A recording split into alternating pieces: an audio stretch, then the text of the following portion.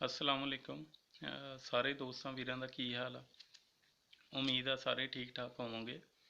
अज मैं कोई नातिया शार पढ़ने वास्ते लाइव होया सी ते थोड़े नाल ज़्यादा गलबात नहीं कर सकता क्योंकि ये वीडियो इधरों डाउनलोड करके मैं फेसबुक आईडी ते भी शेयर करनी है।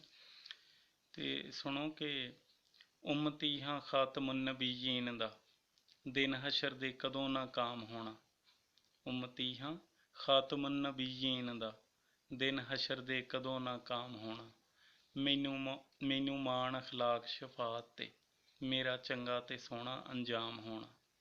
ते नात नबी दी होनी मेरे लब उत्ते हत्थां विच कौसर दा जाम होना। इंशाअल्ला अमाल नामे अंदर कमली वाले दा लिखिया गुलाम होना। ते होर ये सी कि जदों कोई नातिया शेर लिख हुंदा ते नबी दे शायर हज़रत हसान रज़ी अल्लाह तआला अन्हु याद आ जांदे आ। ते इस बारे च शेर लिख होया सी कि कई वारी फौलिया दिल अपना वड्डी तलब मदीने जान दी ए।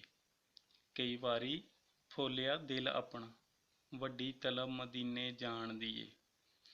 इस गल ते भरदियां रहन अखां मेरे कोल ते घाट समान दी ए। ये सोच के खुश अखलाक होवां गल ये भी इत्मीनान दी ए। ये सोच के खुश अखलाक होवां ये गल भी इत्मीनान दी ए।